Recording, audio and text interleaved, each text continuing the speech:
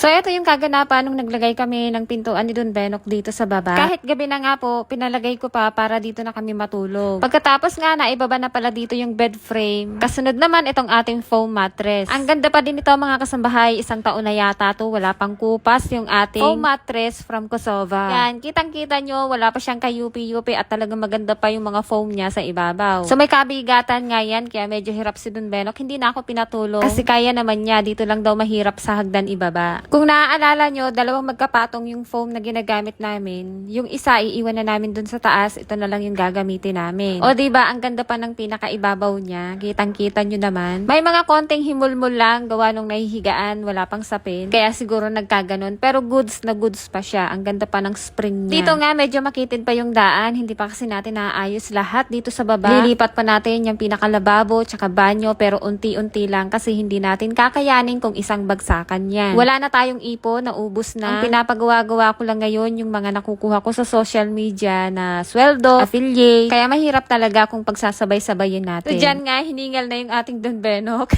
Diba nung una mga kasambahay na sabi ko sa inyo na sa taas kami, kaso hindi talaga pwede. Lalo na't may tindahan kami, mamamayat si Nana, paakyat baba, pagigisingin na kami.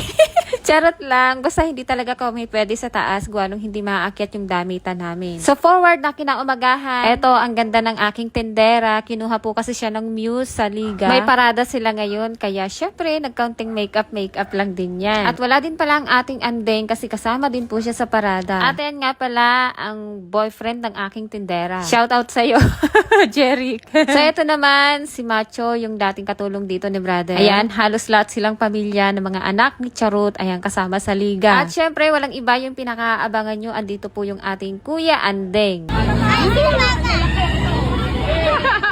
Takip ka naman eh.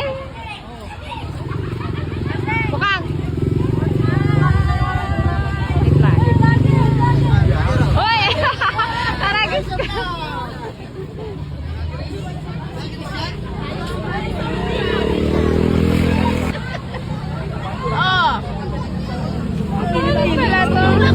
Pagkatapos nga niyan mga kasambahay, pumunta na ako sa bahay kasi wala naman na tayong aabangan pa. At alam nyo na, meron tayong pinapagawa. Eto nga pala ay ngayong araw na. Naubusan na kami dyan ng precast, kaya hollow blocks na lang muna yung ginamit namin para lang matakpan yung pinakaharapan. Hindi kasi makakapag-deliver ng 14 peraso lang. Ang pinaka-minimum nila ay 50 pataas. Saka na tayo magpapadeliver kapag ka maayos na dito sa harapan. At nakagawa na rin pala ng pintuan ang aking big brother. Ganyan lang po yung pintuan namin. Pipinturahan pa po yan para mas lalong gumanda. Tubular din po yan. Tapos yung plain sheet na makapal. Sabi niya kasi siya na yung bahalang gumawa ng pinto kaya pinayagan ko naman siya. Ang sakin lang ay yung pambili ng materyales. Pero alam nyo ba mga kasambay ko magkano ginastos ko dyan? Kulang-kulang 5,000 din yan.